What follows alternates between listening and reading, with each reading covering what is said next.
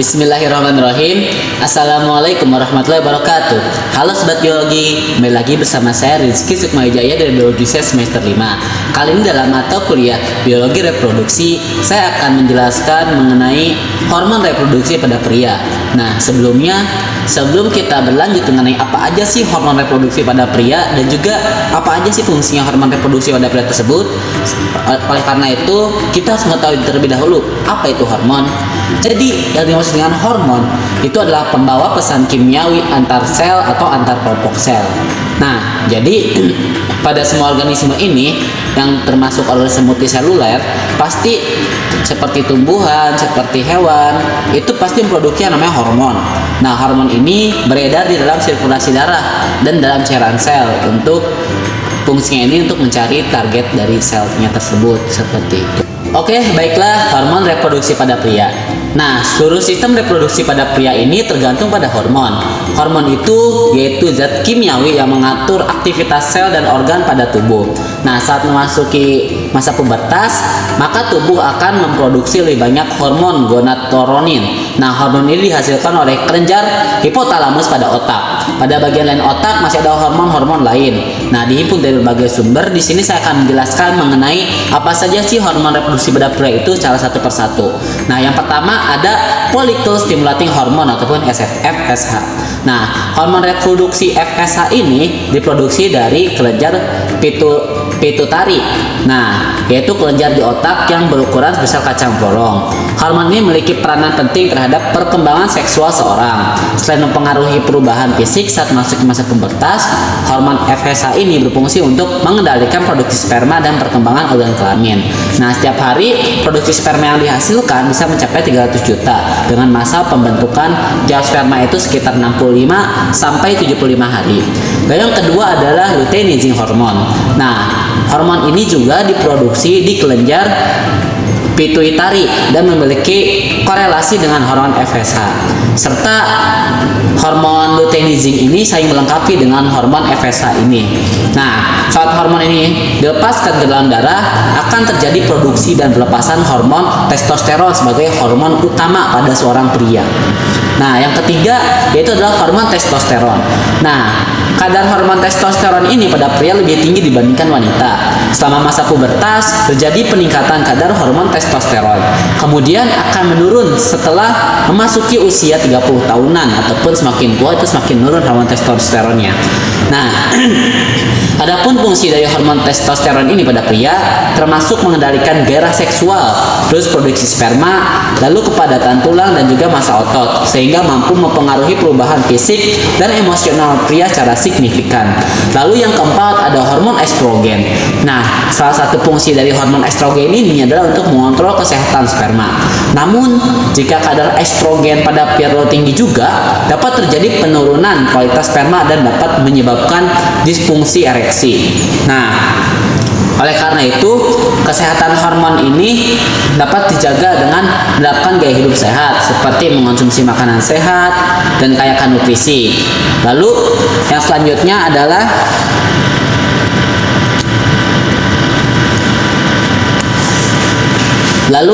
yaitu luteinasi hormon ataupun hormon luteinasi ataupun disingkat dengan ICSH. Nah, hampir sama dengan hormon yang lainnya, pada hormon ini juga dilepaskan dari kelenjar pituitari ataupun hipofisis anterior. Nah, selanjutnya hormon ICSH ini disebut dapat memicu produksi testosteron sel interstisial testis sekaligus akan menstimulasi sel Leydig ketika prosesnya berlangsung. Nah, sesudah testosteron ini terbentuk, akhirnya hormon itu akan mendorong supaya testosteron ini dapat terlepas dari testis. Nah, lalu yang terakhir itu ada hormon inhibin. Nah, hormon inhibin ini yang diproduksi oleh sterol dalam testis. Selanjutnya yaitu hormon inhibin yang dapat menjaga kesehatan sekaligus menjaga kematangan sperma pada pria. Nah, pelepasan hormon tersebut dilakukan oleh testis saat tingkat sperma telah meningkat tinggi. Nah, hormon ini akan mengatur produksi dari sperma sekaligus akan menjaga konsentrat hormon laki agar tetap pada titik yang konstan. Kemudian yaitu hormon yang dimiliki oleh reproduksi reproduksi wanita. Yang pertama, gonadotropin releasing hormone atau GnRH yang menghasilkan LH dan juga FSH. Hormon gonadotropin ini dihasilkan karena menstimulasi gonad. Gonad yang bukan organ esensial untuk hidup, tetapi esensial untuk reproduksi. Ada dua hormon yang disekresikan dari sel-sel hipofisis anterior gonadotrop. Sebagian besar sel gonadotrop ini hanya mensekresikan LH atau FSH saja, tetapi sebagian mensekresikan keduanya. Kedua hormon ini hanya berpengaruh di testis dan juga ovarium. Bersama keduanya mengatur fungsi reproduksi laki-laki dan juga perempuan. Kemudian yang kedua yaitu luteinizing hormone atau LH yang menstimulasi sekresi hormon steroid dan organ reproduksi. Sel-sel TK di ovarium akibat stimulasi LH mensekresikan testosteron yang kemudian diubah menjadi estrogen oleh sel granulosa. Pada wanita, pelepasan dari sel telur yang matang di ovarium dipicu oleh lonjakan sekresi LH yang besar, yang dikenal sebagai pre-ovulatory LH surge. Sel-sel sisa dalam folikel ovarium ini berproliferasi menjadi korpus luteum yang kemudian mensekresikan hormon steroid, progesteron, dan estradiol. Progesteron ini menyebabkan pertambahan vaskular dinding endometrium dan penting untuk mempertahankan kehamilan. Kemudian yang ketiga yaitu follicle stimulating hormone atau FSH yang menstimulasi pematangan folikel ovarium atau primary follicle yang terdiri atas satu lapis sel. Oleh FSH ini akan berkembang menjadi folikel sekunder yang ditandai dengan terbentuknya sel-sel granulosa. Pemberian FSH kepada manusia memacu superovulasi atau perkembangan folikel ovarium matang yang lebih dan jumlahnya yang biasanya. Yang keempat yaitu estrogen. Estrogen dibentuk oleh sel-sel granulosa dalam folikel ovarium melalui serangkaian konversi melalui reaksi enzimatis. Substrat utama pembentukan estrogen adalah kolesterol. Sintesis hormon estrogen ini akan meningkat seiring dengan perkembangan folikel dalam ovarium. Saat perkembangan folikel, fase folikular, hormon ini mengalami kenaikan secara bertahap. Seiring perkembangan folikel primer menjadi folikel tersier. Puncak sekresi hormon estradiol ini menjadi sebelum terjadinya ovulasi. Setelah terjadi ovulasi dan terbentuk korpus luteum pada ovarium atau fase luteal, hormon ini mengalami penurunan secara bertahap sampai akhir fase luteal yang berperan dalam perkembangan lapisan dalam endometrium. Paparan kontinu terhadap estrogen dalam waktu lama menyebabkan hiperplasia endometrium yang biasanya disertai pola pendarahan abnormal. Jika produksi estrogen terkoordinasi dengan produksi progesteron selama siklus menstruasi normal, maka akan terjadi pendarahan periodik dan pelepasan dalam endometrium secara teratur atau metabolisme hormon steroid. Lalu yang kelima yaitu progesteron, hormon steroid yang dihasilkan oleh sekresi korpus luteum, pelencetan dan jumlah kecil dari folikel. Hormon ini berperan dalam peristiwa menstruasi serta kehamilan. Progesteron sama halnya seperti hormon steroid yang lainnya yang disintesis dari pregnenolone, suatu derivat kolesterol. 2% progesteron ini beredar dalam plasma dalam bentuk bebas, sedangkan 80% berikatan dengan albumin dan 18% berikatan dengan kortikosteroid. Progesteron bersama dengan estrogen memegang peranan penting di dalam regulasi seks hormon wanita. Progesteron berperan dalam organ reproduksi termasuk kelenjar mamae dan endometrium serta peningkatan suhu tubuh manusia. Organ target progesteron yang lain adalah uterus, di mana progesteron membantu implantasi ovum. Selama kehamilan, progesteron mempertahankan plasenta, menghambat kontraktilitas uterus, dan mempersiapkan mamae untuk proses laktasi. Lalu yang keenam yaitu oksitosin. Oksitosin ini dapat dihasilkan oleh tubuh pada saat proses persalinan, ketika pengurangan metabolisme secara tiba-tiba karena pelepasan plasenta, di mana plasenta merupakan sumber utama oksitosin. Akibat pelepasan plasenta, hipotalamus terstimulasi untuk menghasilkan hormon oksitosin ini. Oksitosin menginduksi otot polos myometrium uteri pada persalinan.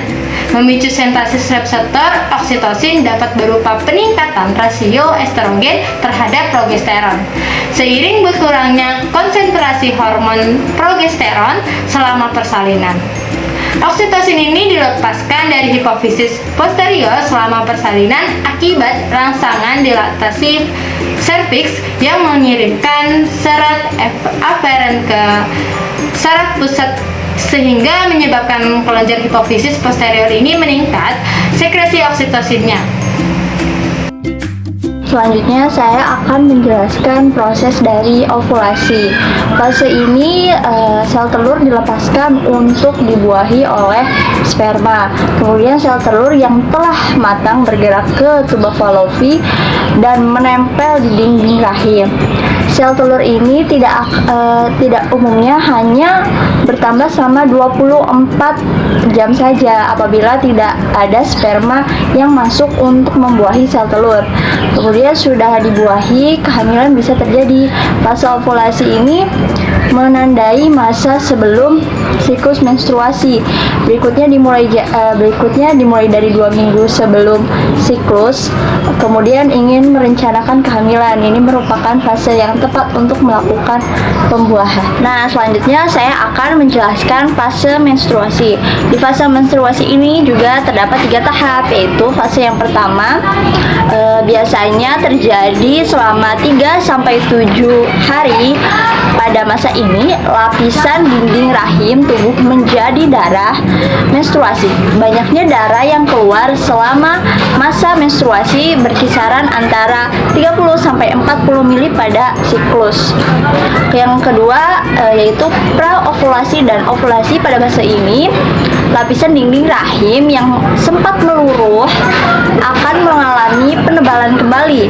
Lapisan dinding rahim tersebut cukup sehingga dapat melewati lapisan ini di depan mudah dan bisa bertahan kurang lebih selama 3-5 hari. Kemudian proses ini penebalan rahim dipicu dengan peningkatan hormon. Fase yang ketiga ini disebut pramenstruasi. Fase ini lapisan dinding rahim makin meluluh. Hal ini dikarenakan folikel yang telah pemecahan mengeluarkan sel telur membentuk corpus luteum. Corpus luteum ini kemudian memproduksi progesteron dan akan menjadi lapisan dinding rahim makin tebal. Nah, selanjutnya di sini saya akan menjelaskan fase menopause. Fase menopause itu terdiri dari 4 fase. Fase yang pertama, pada tahap menopause akan terjadi kekacauan siklus haid. Nah, perubahan psikologis juga mempengaruhi. Kemudian perubahan fisik, perdarahan menjadi dan relatif banyak terkadang disertai nyeri haid. Kemudian menopause merupakan pemulahan dari transisi klimatik yang dimulai dari 2 hingga 5 tahun sebelum menopause. Menopause ini terjadi pada usia sekitar 45-55 tahun. Kemudian fase yang kedua ada perimenopause. Perimenopause ini adalah masa ketika kondisi tubuh menyesuaikan dari diri dengan masa menopause yang berkisaran sekitar antara 2-8 tahun ditambah dengan 1 tahun setelah periode terakhir menstruasi di Indonesia. Usia menopause di Indonesia itu berkisaran antara umur 46-55 tahun. Yang ketiga itu menopause. Menopause merupakan tahap ovarium berhenti mengeluarkan hormon estrogen dan progesteron, namun tetap mengeluarkan hormon pria seperti testosteron dan androstenedion yang menyebabkan semakin menonjolnya perubahan, maka disertakan keluhan psikologik dan fisik. Tahapan ini biasanya terjadi pada usia antara 49 tahun sampai 50 tahun dan dapat berlangsung selama 3 tahun dan 4 tahun. Kemudian fase yang terakhir adalah pasca menopause. Pada tahap ini sudah terjadi adaptasi perubahan psikologik dan fisik. Ovarium juga sudah tidak berfungsi dan mengalami atrofi. atau pengecilan ukuran. Selain itu, hormon ini gonadotropin meningkat usia rata-rata wanita berada pada tahap menopause adalah 50-55 tahun. Normalnya pasca menopause berlangsung kira-kira 10-15 tahun, diikuti oleh masa senium atau uzur sekitar usia 65 tahun sampai akhir kehidupan. Baiklah, selanjutnya adalah mengenai andropause. Nah, apa sih andropause itu? Jadi yang dimaksud dengan andropause adalah kondisi di mana pria mengalami penurunan kadar testosteron akibat proses penuaan. Nah, kondisi ini mirip dengan menopause pada wanita. Nah, apa aja sih gejala andropause ini? Yang pertama, gejala andropause ini yaitu setelah usia 30 tahun, kadar testosteron akan menurun sekitar 1% tiap tahunnya. Nah, kondisi ini bisa terjadi pada setiap pria dengan cara yang berbeda-beda. Oleh karena itu, gejala yang dirasakan juga bisa bervariasi antara satu pria dengan pria yang lainnya. Lalu yang kedua yaitu hormon testosteron yang rendah akan gejala berupa peningkatan lemak tubuh, terus penurunan massa dan kekuatan otot, lalu penurunan tinggi badan akibat osteoporosis, dan juga penurunan energi sehingga bikin cepat lelah. Lalu yang ketiga yaitu adalah penurunan kadar hormon testosteron juga bisa menyebabkan gejala psikologis berupa mood swing dan mudah marah, depresi, demam, kurangnya vitalitas, sulit tidur, lalu penurunan konsentrasi, dan juga yang terakhir itu mudah lupa. Nah, yang keempat yaitu penyebab lain yang mungkin mempengaruhi adalah kebiasaan kita merokok, lalu minum alkohol, dan juga kurang tidur. Nah, lalu pola diet yang buruk juga dan juga kurang olahraga itu atau kurang percaya diri itu akan menyebabkan andropause juga. Mungkin cukup sekian dari saya. Kurang lebih mohon maaf. Wassalamualaikum warahmatullahi wabarakatuh. See ya.